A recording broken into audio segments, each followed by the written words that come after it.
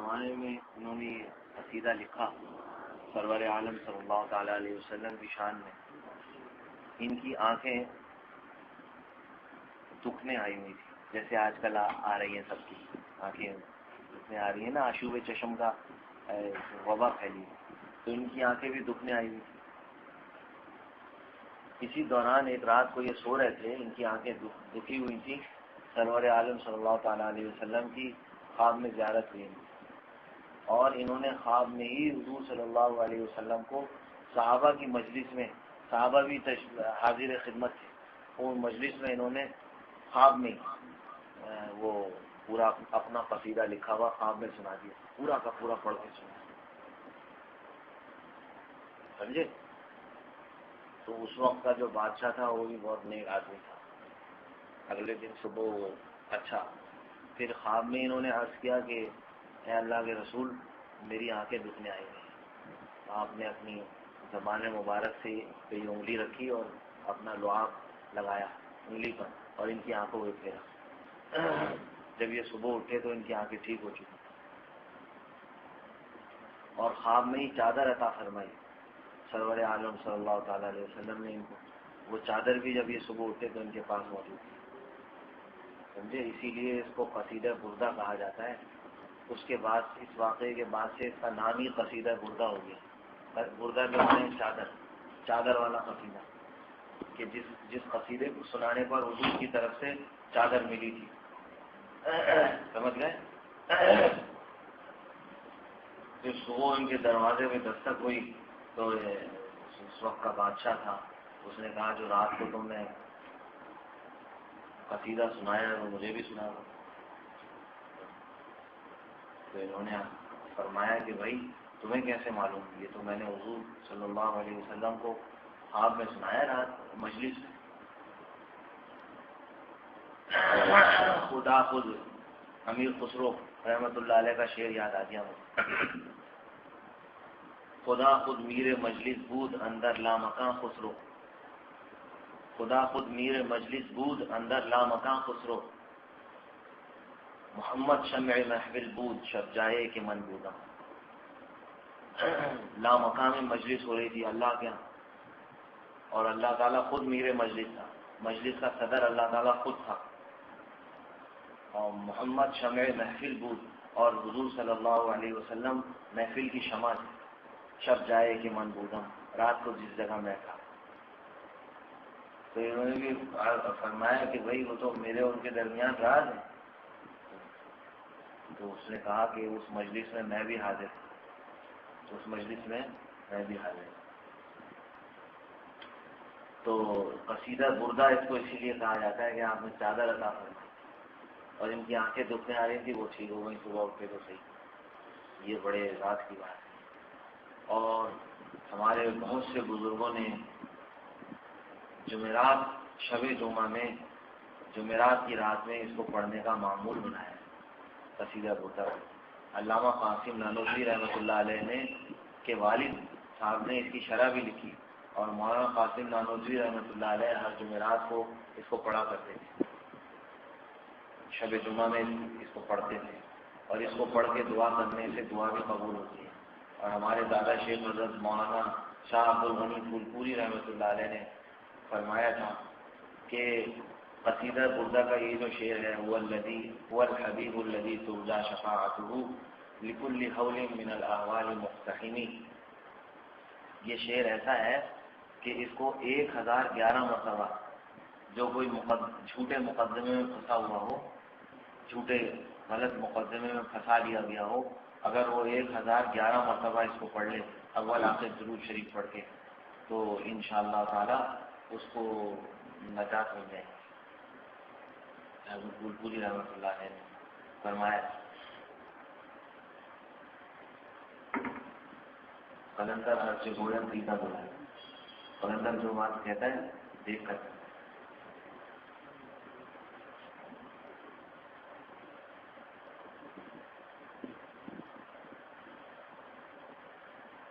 کیوں نہیں ظاہر ہوتا.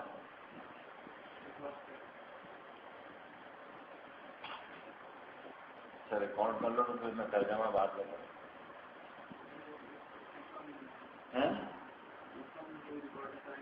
وہ نہیں کر رہے ہیں.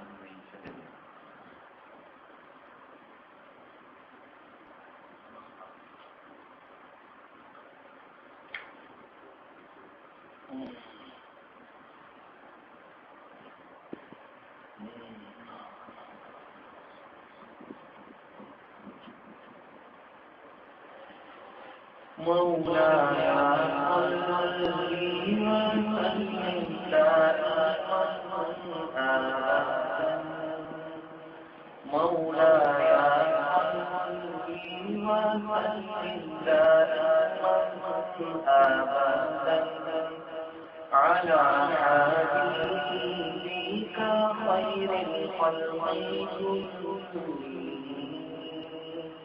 على حبيبك خير الخلق كلهم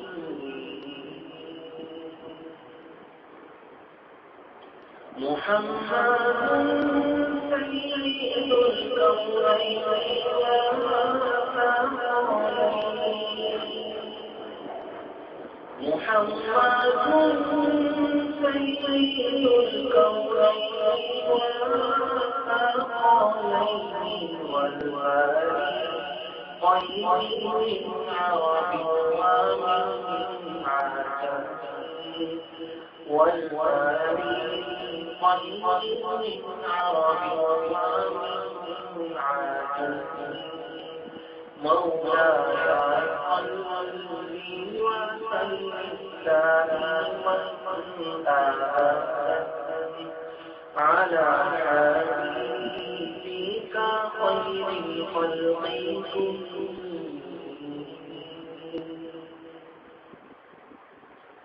هو الحميد الذي ترجى شفاعته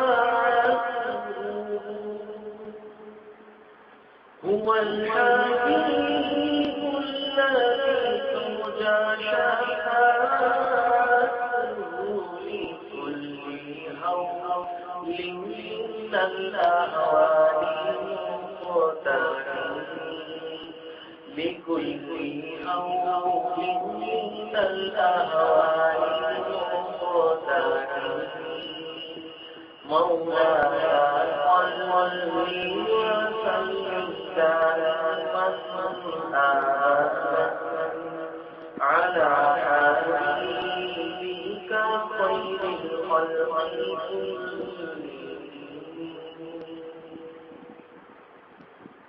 نبينا الأمير الناهي فلا أحد نبينا الأمير الناهي فلا أحد أبرى في قول الله ولا نعم أبرى في قول الله ولا نعم مولاي صل وسلم دائما أبدا على حبيبك خير الخلق كلهم دعا إلى الله فالمستمسكون به دعا إلى الله فالمستمسكون به مستمسكون بحبل غير منفصل مستمسكون بحبل غير منفصل مولاي صل وسلم دائما أبدا على حبيبك خير الخلق كلهم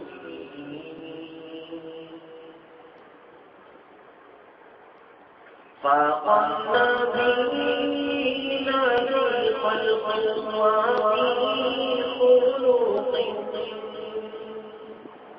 فاق النبيين في خلق وفي خلق ولم يزال في علم ولا ترقي ولم يزال في علم ولا ترقي مولاي صلي وسلم دائما أبدا على حبيبك خير الخلق كلهم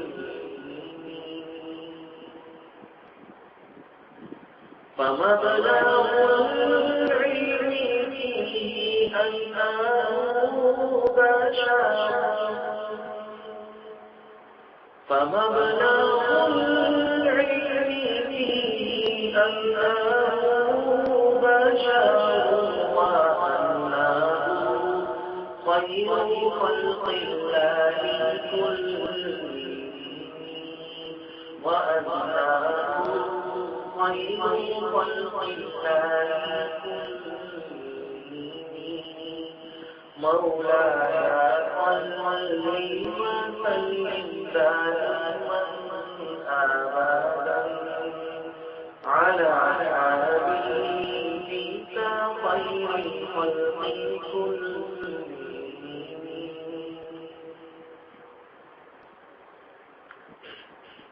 ثم الرضا عن أبي بكر وعن عمر ثم الرضا عن أبي بكر وعن عمر وعن علي وعن عثمان ذي الكرم وعن علي وعن عثمان ذي الكرم مولاي صل وسلم دائما أبدا على حبيبك خير الخلق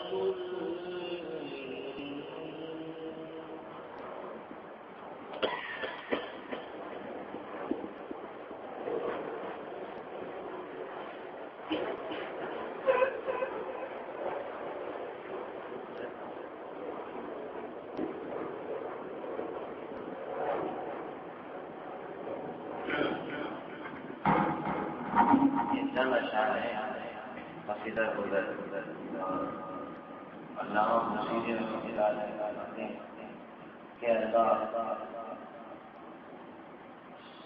درود بھیجیے اور سلام بھیجیے حضور صلی اللہ علیہ وسلم پر مولا یا صلی وسلم دائما ہمیشہ ہمیشہ سلام بھیجتے رہیے علی حبیبک خیر الخلق کلہم جو اپنے حبیب پر اپنے محبوب پر سرور عالم صلی اللہ تعالیٰ علیہ وسلم پر جو کہ تمام مخلوق میں سب سے بہتر ہے آپ کی تمام مخلوق میں سب سے بہتر ہے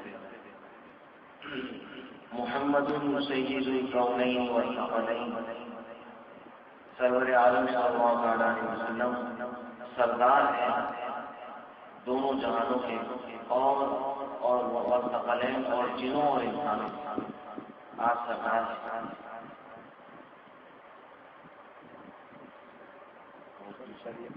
والفريقين من عرب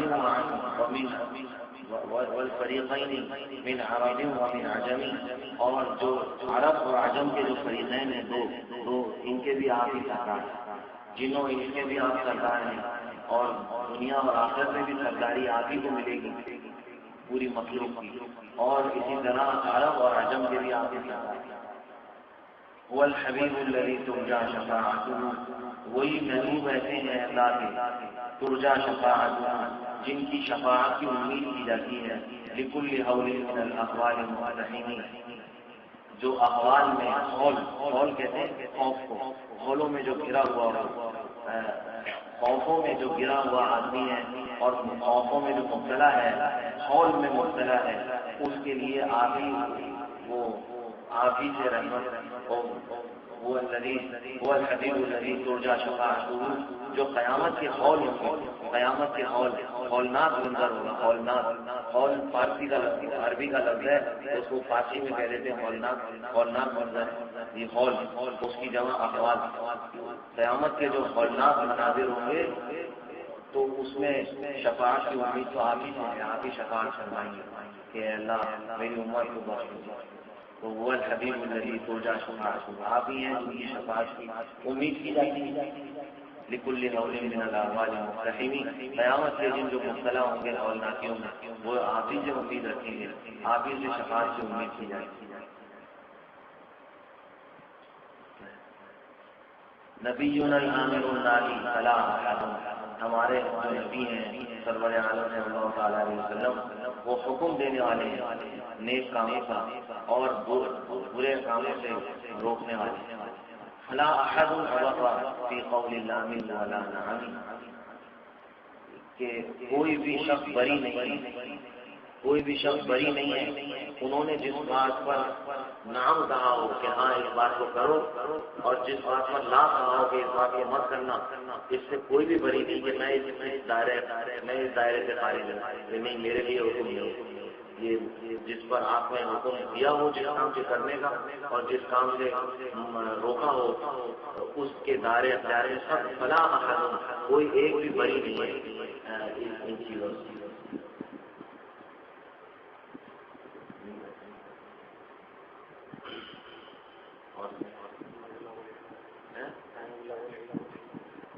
فمبلغ العلم فيه انه بشر، ان کے بارے میں ہمارے علم کی انتہا یہ ہے کہ وہ بشر ہے. قل انما انا بشر مثلكم يوحى الي، فرق یہ ہے کہ مجھے بشر وہی نازل ہوتا ہے. فمبلغ العلم فيه انه بشر، ان کے بارے میں ہمارے علم کی انتہا یہ ہے کہ وہ بشر ہے. وَأَنَّهُ خَيْرُ خَلْقِ اللَّهِ كُلِّهِمْ، اور یہ کہ وہ پوری اللہ کی مخلوق میں سب سے بہتر ہے. اور دعا إِلَى اللَّهِ الْمُسْتَمْسِكُونَ بِهِ، سرور عالم صلی اللہ علیہ وسلم نے اللہ تعالیٰ کی طرف دعوت دی. فالمستمسكون به، بس وہ لوگ جو ان کے ساتھ چمٹ گئے. مستمسكون بحبل غیر منفصل، وہ ایک ایسی رسی کے ساتھ چمٹ گئے جو ٹوٹنے والی لن انفصام لها واللہ سمیع علیم. قرآن میں ہے نا، یہ ٹوٹنے والی رسی نہیں ہے، ایسی رسی کے ساتھ وہ چمٹ گئے. اور فاق النبیین فی خلق و فی خلق، آپ اپنی پیدائش کے اعتبار سے اور اپنے اخلاق کے اعتبار سے، اپنی اخلاق و عادات کے اعتبار سے اور اپنی پیدائش کے اعتبار سے آپ سارے نبیوں پر بازی لے رہے ہیں. فاق النبیین فی خلق و فی خلق ولم یضانوہ فی علم ولا کرم، اور تمام انبیاء مل کر بھی وہ علم میں اور بزرگی میں آپ کے قریب بھی نہیں پہنچے. ولم یضانوہ، آپ کے قریب بھی نہیں. تنا یدنو سے لے لیا ہے اور فعلت تنا یدنو قریب وجنل جنتین دان. قرآن سورہ رحمان میں وجنل جنتین دان. تو ولم یضانوہ فی علم ولا کرم، وہ علم میں اور کرم میں بزرگی میں آپ کے قریب بھی نہیں پہنچ سکے انبیاء علیہ السلام. اللہ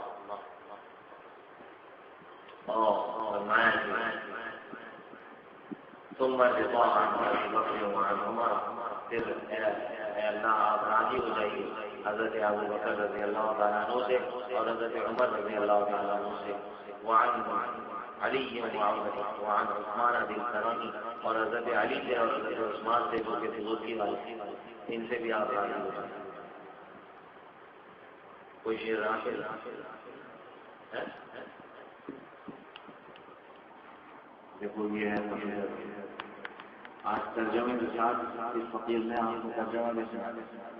جو کچھ آپ سنتے ہیں اس کا ترجمہ بھی جان لو کہ بھائی ترجمہ کیا ہے، کیا سننا ہے.